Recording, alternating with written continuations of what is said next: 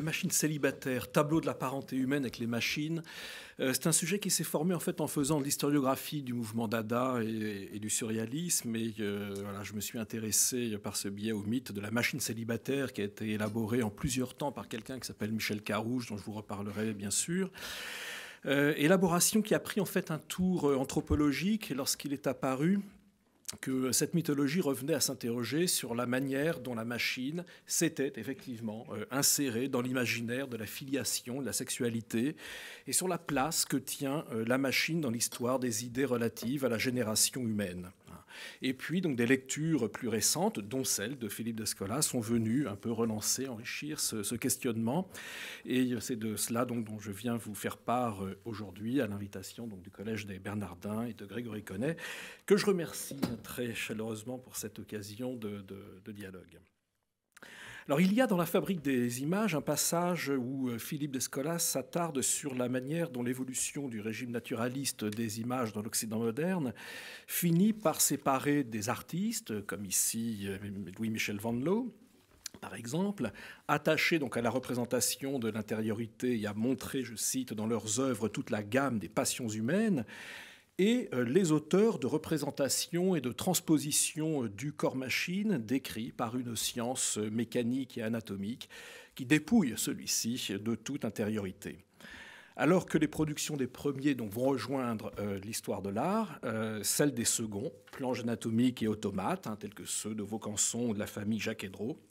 étaient cantonnés à l'histoire des sciences et des techniques. Donc, le Louvre pour les uns, le musée des arts et techniques pour les autres. Mais comment ne pas voir, demande alors Descola, que ce sont ces images-là, les mannequins anatomiques de bois ou de cire, les écorchés en plâtre, les automates, etc., qui témoignent le plus vivement de l'évolution de l'ontologie naturaliste vers une réduction de l'intériorité et de la vie à des paramètres intelligibles parce que figurables. Alors moi, en fait, je m'intéresse à un moment qui se situe en fait au tournant des 19e et 20e siècles, où cette évolution de l'ontologie naturaliste réintègre en fait le giron de l'art et qu'elle se rend sensible dans une forme d'art animé, certes d'une défiance assumée envers les possibilités même de l'existence de quelque chose comme une subjectivité ou une intériorité, dont la psychologie nouvelle et la psychanalyse font à la même époque vaciller les bases, et qui se traduit par des représentations mécanomorphiques qui tendent à la fois, pour citer justement Carouge, dont il va être question, à la mécanisation objective de l'être humain autant qu'à la subjectivisation de la machine. L'œuvre majeure à cet égard, c'est évidemment La mariée mise à nu par ces célibataires même de Marcel Duchamp, autrement appelé le grand verre en raison donc, du matériau sur lequel sont représentées les différentes parties, élaborées d'ailleurs séparément depuis le début des années 1910, de cette très vaste composition qui décrit le fonctionnement d'une machine électromécanique, organisant les rapports copulatoires assez complexes et jamais totalement assouvis, entre un groupe de 9 célibataires situés en bas, dans le domaine donc dit par Duchamp de la machine célibataire, et une mariée en haut, en forme d'automate, décrite tour à tour comme un moteur ou comme un écorché. Et c'est en cela déjà que la mariée est effectivement mise à nu, parce qu'elle a été dépouillée de son enveloppe humaine. Sauf que derrière les chairs roses du cranard qui lui en aurait fourni l'inspiration, d'après Duchamp lui-même, se dissimulaient non pas les muscles et les viscères que l'on était en droit d'attendre, mais des pistons et des engrenages, des cylindres et des réservoirs connectés par des tubulures et des tringles métalliques. Le résultat est le même, cependant. Pour citer encore Descola donc dans le même passage, le corps devient alors vraiment nu, dépouillé en même temps que de son épiderme, de la trame spirituelle qui l'habillait d'un souvenir d'incarnation. Il n'est plus le chiffre sensible de l'intériorité, mais le théâtre sans profondeur où nos désirs affleurent. Voilà, théâtre sans profondeur, du désabusement amoureux et d'une sexualité absurdement répétitive de bielles et de pistons. C'est ce que l'on retrouvera au même moment chez Francis Picabia également, complice de Duchamp, dans l'élaboration de la nouvelle mythologie mécanique et célibataire qui est alors en train de se mettre en place, tous deux donc étant à parts égales auteurs de cette légende moderne dont parle également André Breton à propos du Grand Vert, qui le premier l'a d'ailleurs clairement défini comme, je cite Breton, cette interprétation mécaniste, cynique du phénomène amoureux, le passage de la femme de l'état de virginité à l'état de non-virginité, pris pour thème d'une spéculation foncièrement assentimentale, on dirait d'un être extra-humain, s'appliquant à se figurer cette sorte d'opération. À cette légende moderne, un proche de Breton, puis de Bataille, initié au groupe acéphale, le polygraphe Michel Carrouge, auteur d'essais sur l'art et la littérature, mais aussi de romans de science-fiction, a donné toute son extension dans un livre publié en 1955 sous le titre « Les machines célibataires », où machine célibataire désigne non plus seulement la machine du Champienne que l'on voit sur le Grand Vert, mais aussi une structure mythographique dont le fonctionnement est étendu à de nombreuses autres œuvres littéraires et artistiques, antérieures, contemporaines ou postérieures à celle de Duchamp. Et selon cette structure, une machine célibataire est toujours caractérisée par le couplage, l'accouplement en fait, impossible, entre deux éléments humains complémentaires, masculins et féminins, en deux solitudes mécaniques jumelées. Le terme de machine célibataire, explique ainsi Carrouge, rassemble en un seul tout deux objets bien distincts, l'être humain et la mécanique. Mais il y a plus. Dans un second temps de sa mise au jour, ce mythe sert aussi, selon Carrouge, à réorganiser entre les humains et cette nouvelle sorte de non-humains que sont les machines, de nouvelles relations de parenté et de généalogie. Cette approche clairement anthropologique, même s'il s'agit de celle d'un amateur, il est juriste de formation, Carrouge, mais c'est également, pour reprendre des mots de Jean Clair, un comparatiste forcené, un structuraliste sauvage. Cette interprétation donc survient plus tardivement dans une deuxième version de son livre publié en 1976, au moment où se tient également au Grand Palais une exposition que Harald Zeman consacre, sous l'autorité de Carrouge d'ailleurs, aux machines célibataires. Bon, donc Carrouge n'a aucune formation anthropologique, hormis celle qu'il s'est forgée sur le tas, à l'instar de plusieurs auteurs et théoriciens du surréalisme. Il ne cite qu'à la volée des auteurs qui reflètent les lectures de sa génération, Claude Lévi-Strauss sur Totem et parenté, Mircea Eliade sur le chamanisme. Et cette dimension de son interprétation, en outre, n'occupe en fait qu'une faible partie, que quelques pages de cette nouvelle version de son ouvrage. Mais elles sont capitales. Et les archives de Carrouge nous apprennent en outre qu'elles ne sont que la pointe émergée d'un plus grand iceberg de recherche que l'auteur n'a probablement pas su ou pas pu intégrer à son texte final. Il s'y préoccupe de totémisme, d'animisme, il s'intéresse à ce qu'il appelle les initiations archaïques et au fond primitif et universel des initiations dont le chamanisme constitue le fondement, écrit-il, donc en référence à Eliade, avant d'avancer les idées que les machines célibataires représenteraient les masques et les costumes de nos propres initiations. Dans le livre, ces préoccupations s'accrochent par exemple aux représentations de mannequins par Giorgio de Chirico, cousin en artificialité et en déshumanisation des automates dadaïstes, qui leur doivent beaucoup d'ailleurs, et qui inaugurent en effet dans l'art moderne ces représentations inexpressives d'une humanité dépouillée de toute intériorité, colosse inéluctablement célibataire, écrit de Michel Carrouge, dont l'aspect inanimé est associé à un vide émotionnel et intellectuel, porteur de tous les troubles et de toutes les fascinations. Le mannequin est ainsi, je cite toujours Carrouge, l'acteur automate stoppé d'une tragédie antique et actuelle, dont le rôle est redoublé par celui des masques, comme dans Les Deux Sœurs, dont l'un d'eux est comparé à un masque dogon, qu'il emprunte au livre de Marcel Griaule sur les dogons, qui sont, comme les masques dans les tragédies gréco-romaines et dans les mystères africains, ce sont des masques remplis des énigmes et des oracles de notre civilisation moderne, précise Carrouge. Masques également, selon Carouge, sont les machines de Duchamp et de Picabia, quoiqu'elles ne ressemblent, écrit-il, plus en rien aux masques nègres, puisque ce sont des masques blancs. Exemple, le portrait de Marie Laurencin par Francis Picabia, dont Carouge dit qu'il ne s'agit ni d'un portrait ni d'une nature morte d'objet, mais d'un masque, un masque qui, je le cite, ne s'inspire plus des anciens règnes de la nature, mais du seul règne mécanique. L'œuvre fait partie d'un ensemble de portraits équivalents machines, comme je les appelle, où, comme dans la figuration héraldique typique d'une ontologie totémique, l'objet retient une qualité ou une compétence du vivant portraituré.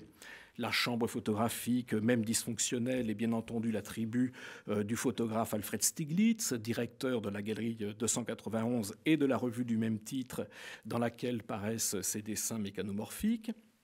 Paul Haviland, que ses activités appelaient sans cesse d'un continent à l'autre, figure sous la forme d'une lampe de voyage tirée d'une publicité de l'époque. Picabia lui-même est comme le klaxon des voitures qu'il affectionne, une sorte d'avertisseur, de porte-parole. La journaliste Agnès Meyer modèle même à l'époque de la femme moderne, libérée et émancipée, et ce portrait d'une jeune fille américaine dans l'état de nudité que vous voyez en bas, au milieu sous la forme d'une bougie d'allumage. C'est le portrait donc d'une allumeuse, effectivement, et dénudée comme l'est la mariée de Duchamp dans Le Grand Vert,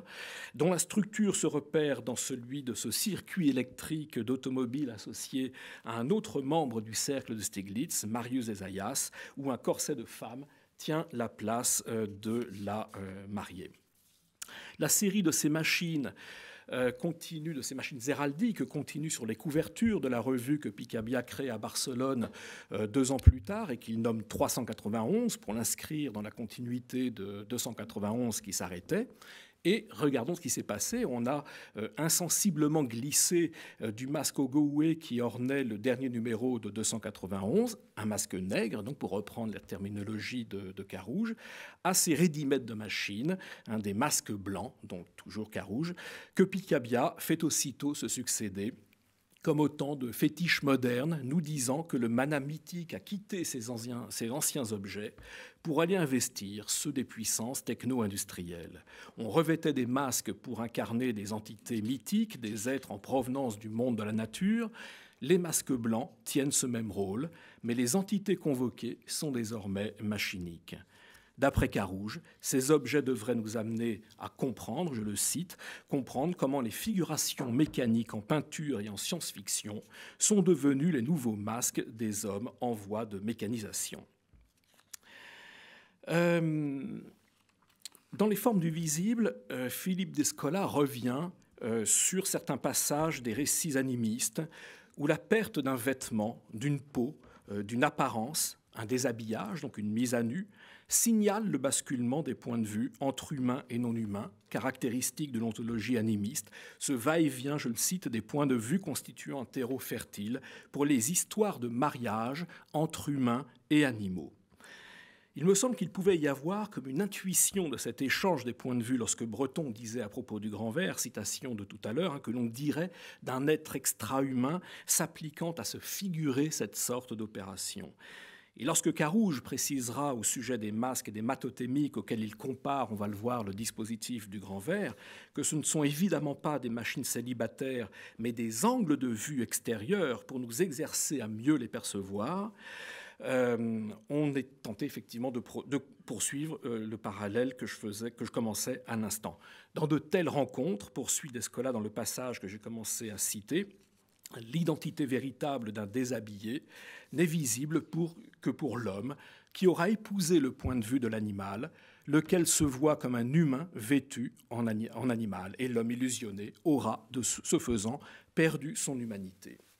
Rapporter la lecture anthropologique du Grand Vert par Carouge, où le nouvel être machinique se substitue à l'animal dans les récits animistes de la modernité, cela pourrait donner, je paraphrase donc Philippe Descola, une mariée mécanique se déshabille pour se montrer comme humaine à des célibataires s'apprêtant à consommer une union matrimoniale avec elle. Ils la voient telle, c'est-à-dire humaine, uniquement car ils ont adopté son point de vue, selon lequel elle se voit comme une humaine revêtue des apparences de la peau d'une machine. Et ce faisant, ces célibataires machiniques abusés ont en effet, eux aussi, perdu leur humanité, ce qui est bien le sens pessimiste du mythe de la machine célibataire, celui de cette folle métamorphose, étroitement semblable aux métamorphoses animistes, jusqu'éventuellement d'ailleurs dans les troubles dont elles sont potentiellement porteuses et qui sont rappelés par Descola au même endroit, dans la même citation. C'est donc à la mariée et au grand vert que Carouge a réservé la plus significative de ses analyses. Il compare explicitement la mariée mise à nu à un mât totémique. Non seulement parce que, comme eux, il n'est pas plaqué au mur, à l'instar d'une classique œuvre de Chevalet, qu'il se dresse donc isolé au centre de l'espace, mais aussi parce qu'il en remplit la fonction mythique, celle d'une sorte d'arbre généalogique de la parenté humaine, avec cette nouvelle catégorie de non-humains que sont les machines. Le grand ver devient, sous la plume de Carouge, je le cite, un véritable totem de notre monde, car il affiche l'identité ou la parenté de l'homme non plus avec l'animal ou le végétal, mais avec la machine. L'homme est de la famille des ready-made, conclut-il, en faisant référence à ces objets d'origine industrielle, produits de la machine, qui ont commencé à rentrer dans son art peu d'années auparavant, et dont Carouge prétend qu'ils sont nos fétiches modernes. Le plus célèbre d'entre eux est l'urinoir industriel présenté par Duchamp en 1917 sous le nom de Fontaine. Il y aurait beaucoup de choses à dire, et beaucoup de choses ont été dites naturellement déjà sur le sens de cet objet et son rôle dans la remise en cause des canons de l'esthétique et des critères de définition de l'art, mais c'est sa signification dans ce cadre anthropologique de la généalogie de la génération qui nous intéresse ici. Signification liée à la manière dont l'objet est exposé et photographié par Stiglitz au moment de son apparition. On a relevé déjà sa ressemblance avec la vulve féminine, l'entrée de la matrice, c'est notamment Jean Clair, tout dernièrement dans le catalogue de la rétrospective Duchamp au Centre Pompidou. Il rappelle aussi que Fontaine, c'est la fons en latin, la source, le lieu de la génération et des origines, là où l'on vient au jour. Et il signale ce curieux montage parlant de l'origine familiale de Duchamp, ce portrait de famille réalisé tardivement, en 1964, à partir d'une photographie de famille prise en 1899 et englobée dans la silhouette sombre de l'urinoir. L'homme est de la famille des ready-made, avançait Carouge. On peut certainement être plus précis. En fait, sur le plan de la réorganisation symbolique de la filiation à l'ère industrielle, c'est l'humanité tout entière qui sort de cet urinoir,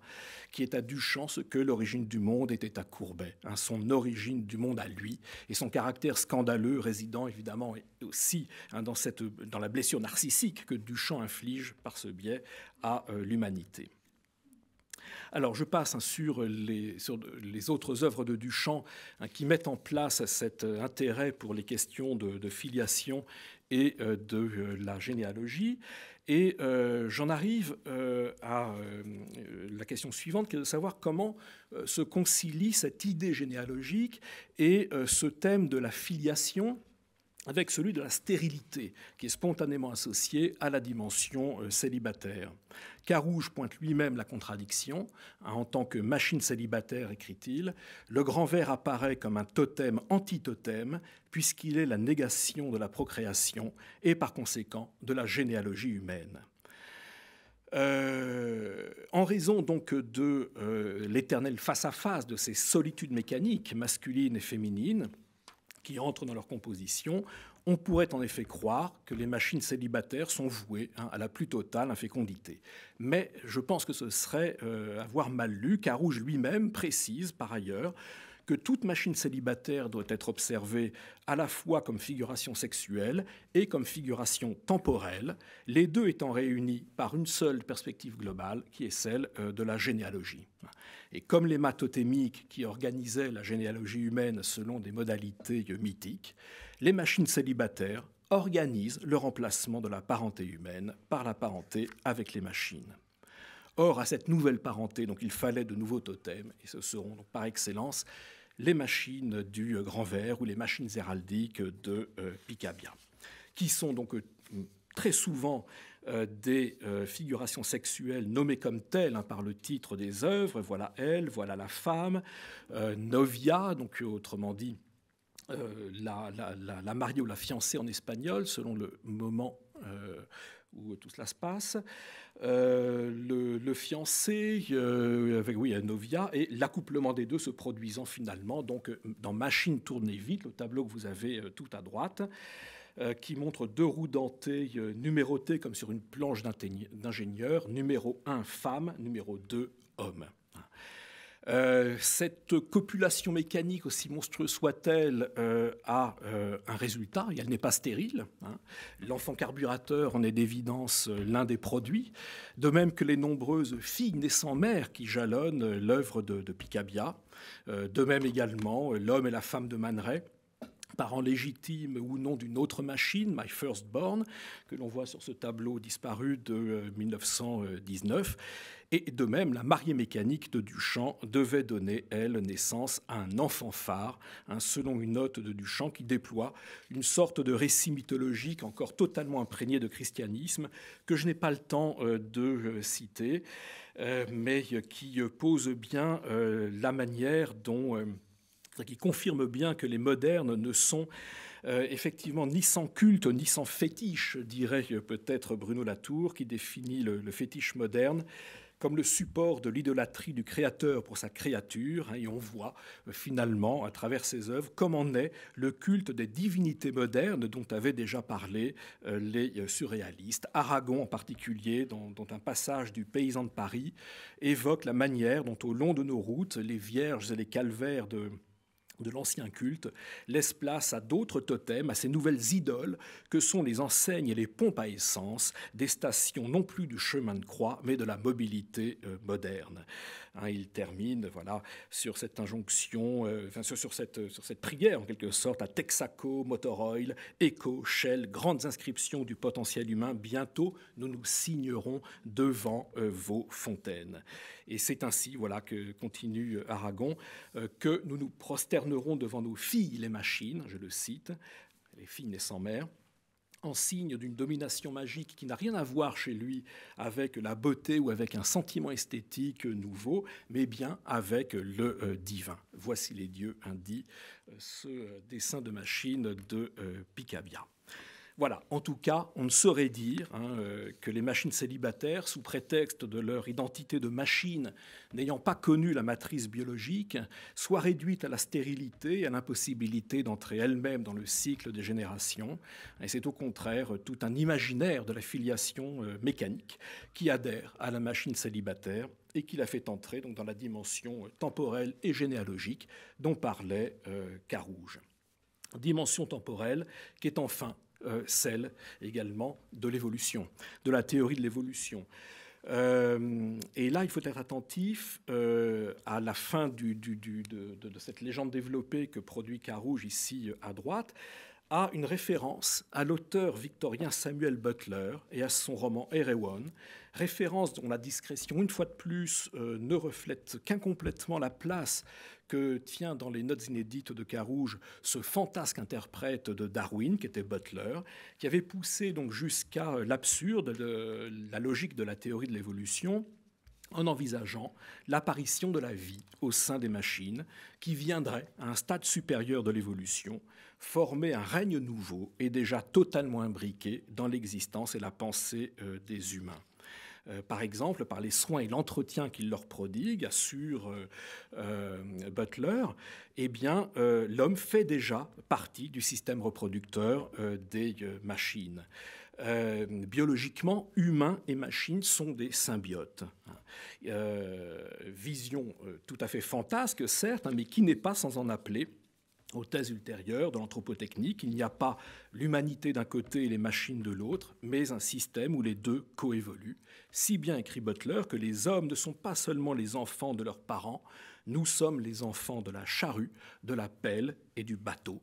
Surprenante anticipation de cette vérité duchampienne mise au jour par Carouge quand il disait que l'homme est de la famille des ready-made. Et pour conclure, je reviendrai sur la distinction à laquelle je faisais allusion au début de cette intervention avec Descola, entre production des beaux-arts et production technique. Il est temps de souligner qu'effectivement, Duchamp n'a jamais vraiment souhaité créer pour les musées ni pour le monde de l'art en général, qui excitait chez lui une défiance bien connue. Et c'est peut-être un des éléments d'appréciation qui aura permis à Carouge de comprendre le grand verre en particulier et les machines célibataires en général comme les instruments d'une initiation, d'ailleurs teintée d'humour noir et de parodie, où se produirait la rencontre surnaturelle entre les humains et les nouvelles entités vivantes non humaines dominant désormais ces représentations mythiques, les machines.